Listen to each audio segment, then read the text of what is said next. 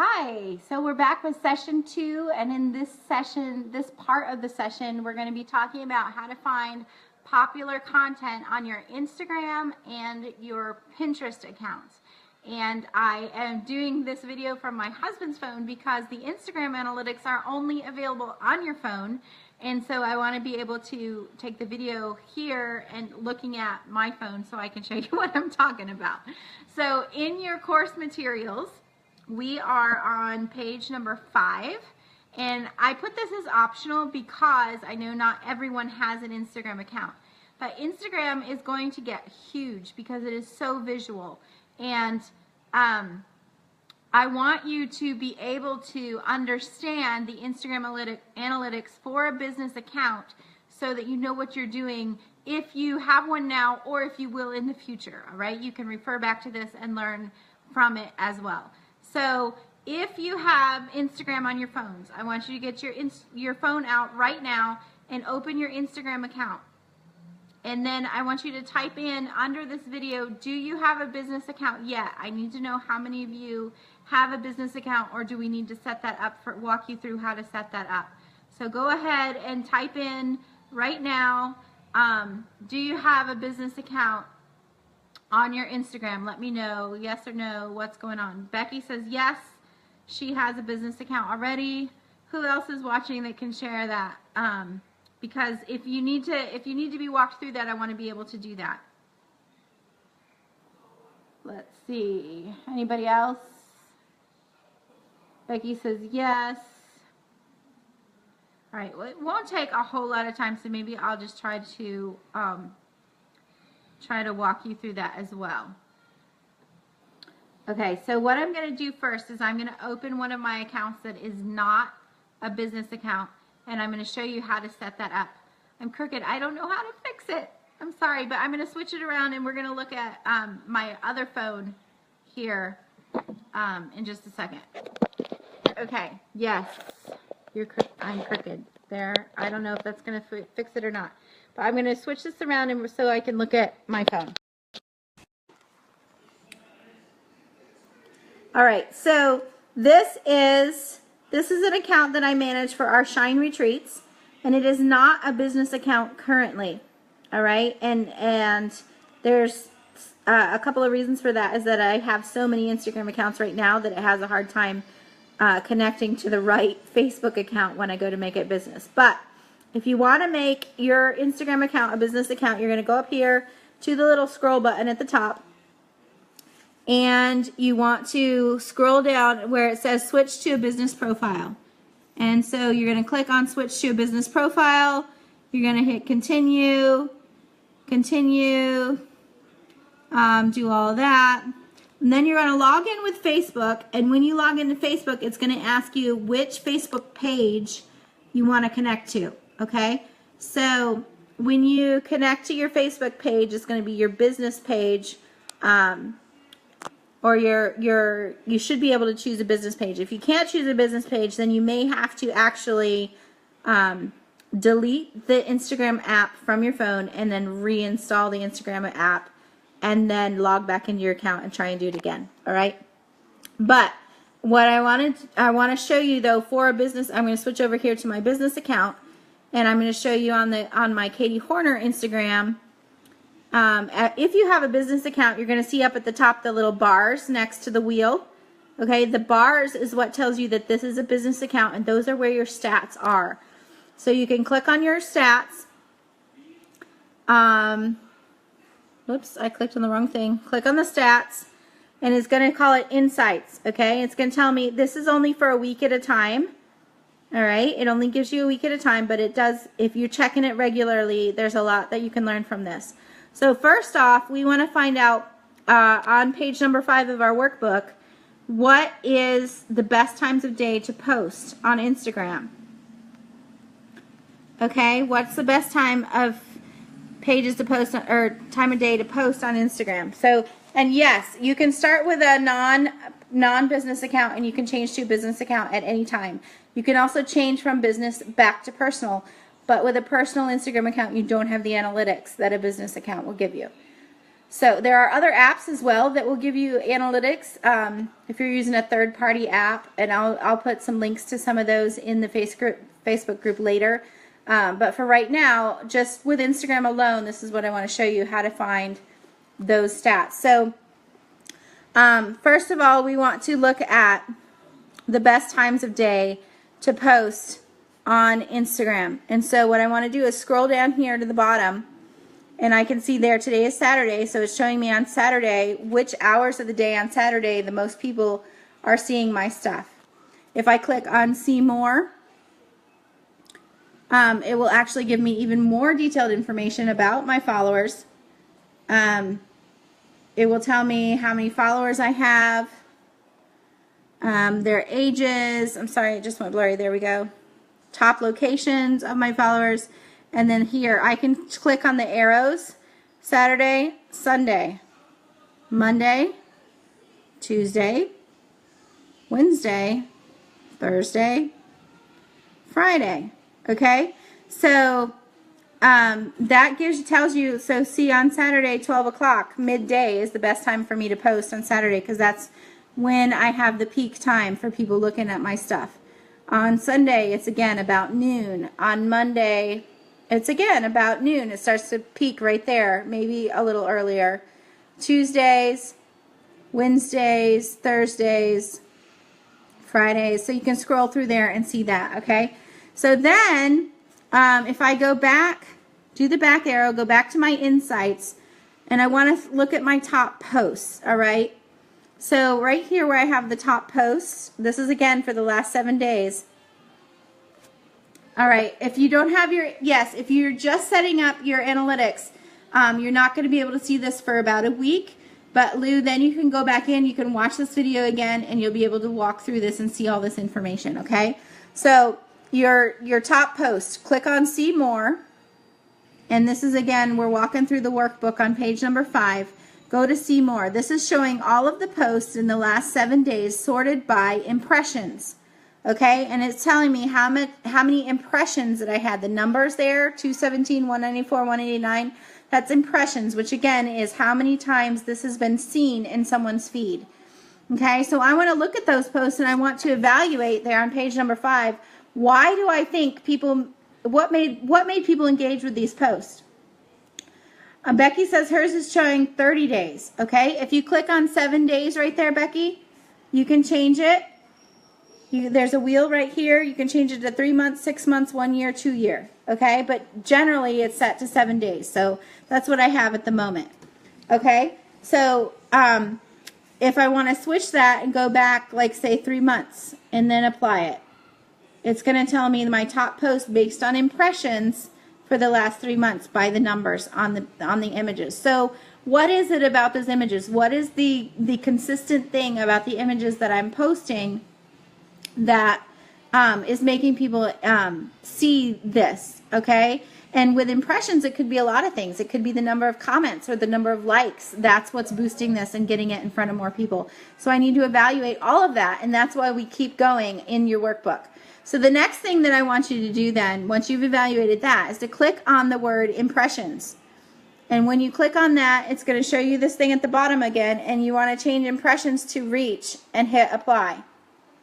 Okay, so now it may my screen may look a little different. Okay, this is the reach. This is how many individual accounts have seen these pictures in the last 3 months. Okay, so, and they're sorted again by popularity. So now I want to describe my top posts. What is it about these posts that made people engage with them or got them shared to reach this many people? Okay, then I'm going to click on reach. And I'm going to switch to engagement. And then I'm going to hit apply. Okay, now this is a different screen. More people have actually engaged. They've liked or commented on or reposted these pictures. This is a different set of pictures than what I had with reach or impressions. Why? What is it about that that makes that happen? Okay, so then click on engagement again and change to likes. What are my top posts based on likes? Okay, And again, it changes my screen. What is it about these top posts that makes people engage with it? Was it something I said? Was it someone else's comment? Is it the picture itself? Are they all bright pictures? Are they all dark pictures? Did I use the same filter? What is it that makes people like this as they're scrolling through my feed? And then click on likes one more time and go to comments and hit apply. And look at that. How many comments? Why? What made them comment? Did I ask a question? Did I make a funny statement? Is it a really, really awesome picture and people are commenting on that? What is it about that? Find the commonalities in this, and that will tell you with your Instagram feed, what is the popular content, and then how can I use that to best display content that will both be, one, interesting to my people, but also two, get them interested enough to come back to my profile and click through to my website, okay? The only link on Instagram that is clickable generally is in your profile. So right here in your profile, you have a place where you can list your website link. That's the only link that's clickable. So you want to be able to say to people, go click the link in my profile to see this, okay? But what I do, I have an account with a company that's called LinkedIn Profile, linkedinprofile.com, and it's about $10 or $12 a month. But for that, I can set this up to where if somebody clicks on this and I have a URL in that picture, I can go to my profile and click on my profile, and instead of it taking them to my blog or whatever random thing that, whoops, I clicked on location instead. Sorry. Let me go back. Instead of just going to my homepage, I can actually get them to the link in profile will take them to whatever link was in that picture. You'll see this here. So see, and this, it brings up all of those pictures, and then they can click on that picture, and it'll take them directly to whatever link was connected to that picture. So this is an ad for our next masterclass. Okay, so let me switch this. All right, so that is Instagram and some ways that you can use Instagram to give you the data for what your people like and what they're interacting with, and how can I give them more, and how can I get them to my website. That link in profile tool is really, really cool. Okay, so then the next thing that we're going to talk about is and if you haven't filled all that out, you can go back and do that in a few minutes when we have our break, okay? The next thing I want to do is go to Pinterest. So open your Pinterest account, pinterest.com. Go ahead and open that and go to your profile. And I'm going to open it here as well, and then I'm going to show you on the video what we're looking at and walk you through the Pinterest. Okay? Let's see. All right, so here we are at pinterest.com, and this is, first of all, let me go to Paradise Praises account, because that has more of the seasonal stuff that I want to show you. Okay, so when you're looking at your account, when you're looking at your profile and your boards, we want to be sure that the seasonal stuff that's up and coming is at the very top. All right, so when you're looking at this, the things at the very top, first of all, you want a board for your content. Whoops, where did it go? It's thinking. You want a board for your content. So every single blog post that you publish should be pinned to that primary board, and call it whatever your blog is, okay? So at Paradise Praises, there's a Paradise Praises blog board, and all of the posts from Paradise Praises get pinned there first, and then we do our repins from that board to other boards. So at the very top is Paradise Praises board. Then following that should be your seasonal content, okay, or your most popular content. If you don't do seasonal content, if you don't have anything that's particularly related to holidays or seasons of the year, then you want to have your most popular content at the top. I'm not sure how the blog board got so big at the top, Becky. Not sure about that.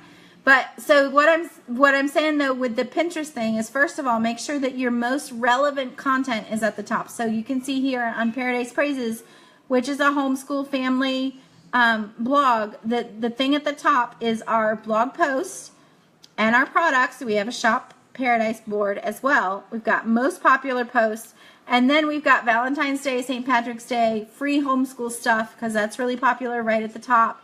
Wordless Book is really popular with us, and then Shark Week coming up this summer.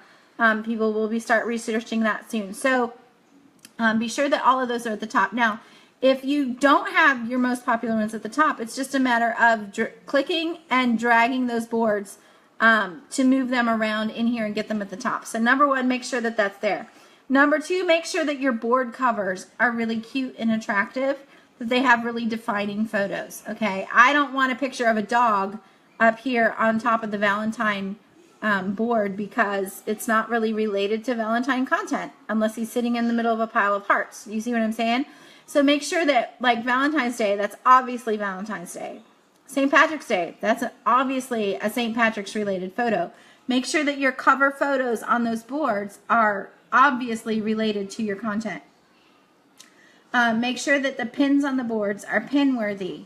Okay, if you have a board that has a bunch of pins on it and some of them just really don't look the part, like look at the St. Patrick's Day one. Okay, bright colors, lots of green, lots of rainbow because of the leprechaun and the pot of gold. Okay, but then if you get down here and you see one that's just not stellar, like it's not a good photo or not eye-catching or something, you can delete that. Ooh, that's really cool. Look, they're doing an egg in the middle of a green pepper thing. You can delete that photo if it's not adding value to the board, and don't worry about it. If it's your own photo, then take the challenge and go back and make a better photo and repin that post with a new photo. Okay? Then those top 10 posts that you had in your Google Analytics for last March and April and May, or for the amount of time that you were looking at, we want to find those posts and those pins and find out if those pins are doing well. Okay, so go and find that pin, find out if it was, how many repins it has had, how many shares has it had, or comments or likes has it had, because you can click the little hearts now in Pinterest. You can click this little heart and like things. Find out how popular that pin is. If it's not super popular, then maybe you want to create a new pin for that most popular post and try to improve the traffic to that post using a new pin that's more desirable and more clickable. Then perhaps you could create a second pin for that post. If it's one of your most popular contents and Google Analytics said that it was, then maybe, but it's not a popular pin, or maybe even if it is a popular pin, maybe you can go beyond that and get even more traffic to it by creating a second pin and either uploading it directly or adding a second pin to the blog post itself and then repinning from there. So those are some things that you can do. To upload a pin directly, you would go up here to the plus sign at the top. Let's see, do you see that? The plus sign at the top, and it'll have a drop down thing that says save from a website or upload an image. You can upload an image directly from your computer and paste in the link and add a description and hit save, and you can do it that way. Or you can go to your blog post and pin from there. So then let's look over here at analytics.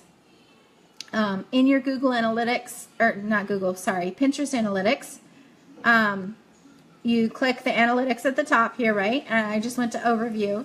And this will tell you, I believe it just tells you a month at a time. Somebody can correct me if I'm wrong. Donna knows as much about Pinterest or more than I do. You see the impressions from the last 30 days. These are your most popular pins. It'll show impressions, saves, clicks, likes, okay, and the pin type. This was a repin or a rich pin. If it doesn't have a rich pin, that has to do with the metadata and the meta description and all of the SEO stuff that the Google bots are looking for. So look at your top impressions. How many people have seen this and saved it and clicked it and liked it? Are any of those yours? If they're not, let's work on getting some of yours in those top ones. All right. Then you can go to people you reach. How many average monthly viewers? How many people are engaged? People by country, by language. You can go by interest. This is really cool, okay? This will tell you what other things the people that are viewing your pins are interested in. So if you have a blog that's primarily DIY and crafts, you might every now and then want to throw in a dessert recipe and see what happens. Or share a quote on Pinterest, or create a quote board on Pinterest, because the people who are interested in DIY and crafts are also interested in that, okay? So this will tell you what other interests your audience has, and you can start collecting more content on Pinterest that is for those people that they would enjoy, and they'll spend more time in your boards and repinning your stuff. Now you can also create perhaps some of those if they're related to the content you share on your website. You can also think about creating posts on some of those few other things. You don't want to get too broad and too spread out, but if it's closely related, recipes and desserts, for instance, or DIY and crafts and DIY and home decor, you know, that's something that maybe you could branch out and start to include a few posts like that on your blog and bring in some extra traffic that way. All right.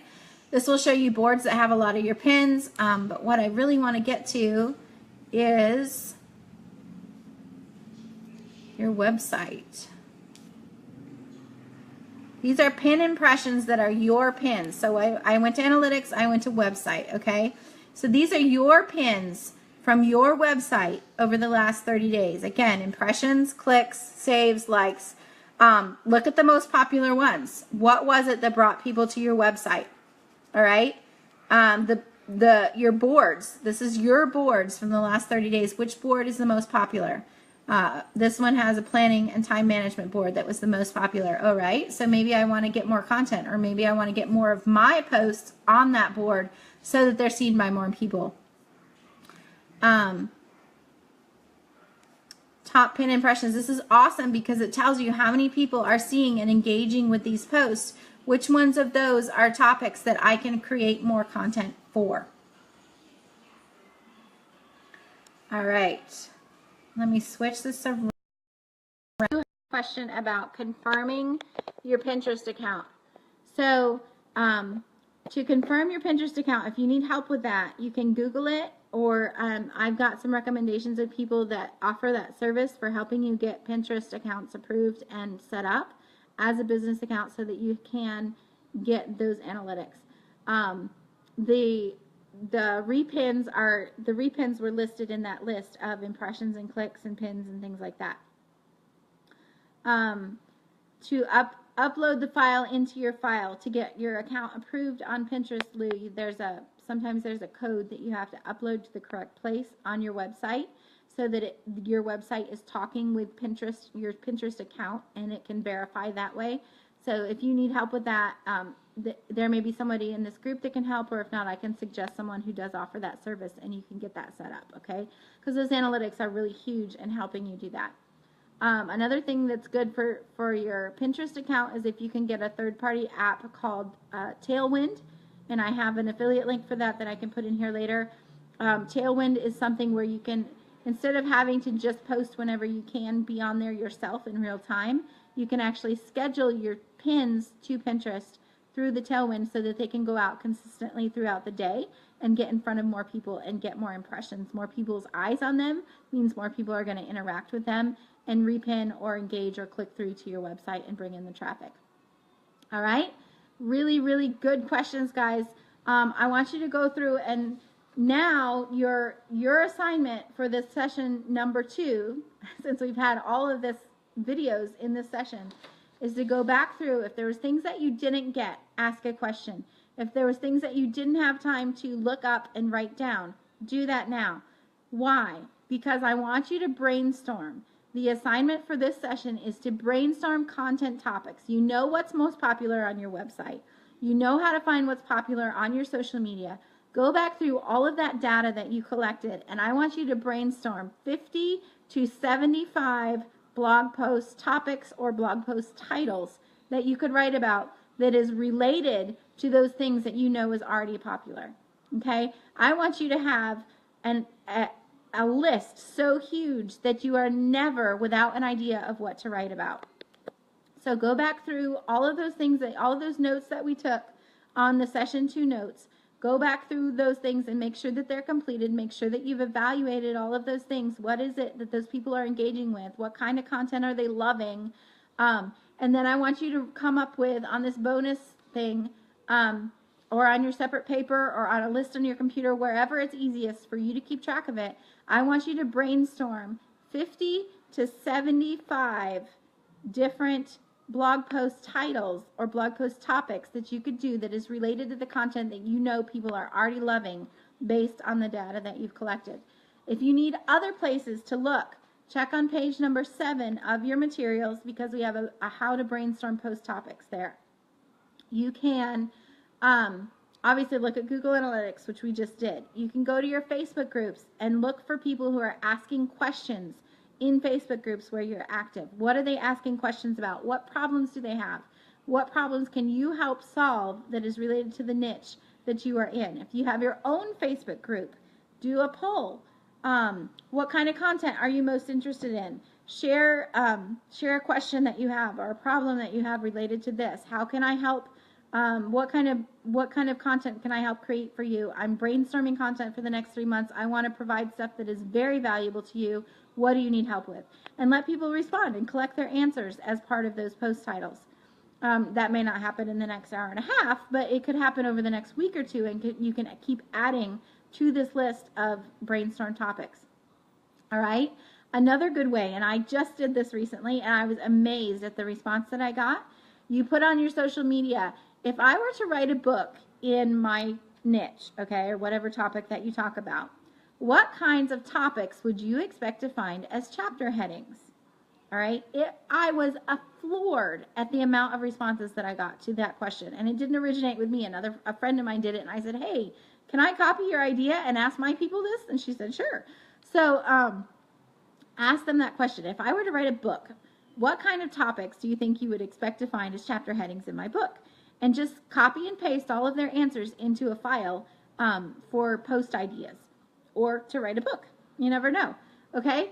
So then another way to brainstorm these ideas is to define in great detail your person that you're writing to.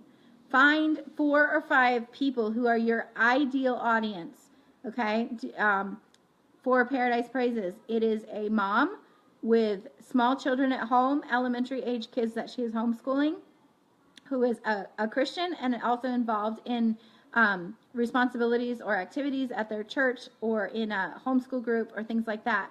I want to find a mom that is in that neighborhood. I want to find 4 or 5 of them, and I want to contact them and ask them if I can call them and get some information for them. And then I want to ask them, what are your biggest struggles? When you go out to eat, where do you go out to eat? How many kids do you have? Are they homeschooled? Are they in school? Ask all kinds of questions that you can think of to really get to know that person, how she thinks, what she feels, what she struggles with, and collect those answers. And then from there, you can pull a ton of post topics as well in how to help your ideal reader. Then if you offer a product or a service on your website, what kinds of questions would people have before buying that? Get in their head. Think about what kinds of things would keep them from buying. What kind of questions or hesitations might they have? Write posts about that. Why do they? What questions would they ask before buying? What would they want to hear from someone else who is recommending the product? All of those can be different post topics. So right now it is 3:30, and our next session is supposed to start at 5. Why don't we bump it up and say 4:30? Okay, that gives you an hour to brainstorm, or maybe 45 minutes to brainstorm and 15-minute break, whatever you need. We will start again with session number 3 at 4:30 Eastern Time. Okay, and if you have questions, drop them in the group. I'll be here. Tag me. I'll be watching the Facebook group between now and then in the next one we're going to actually talk about how do we put all this together and start creating a plan for publishing content. All right, bye-bye.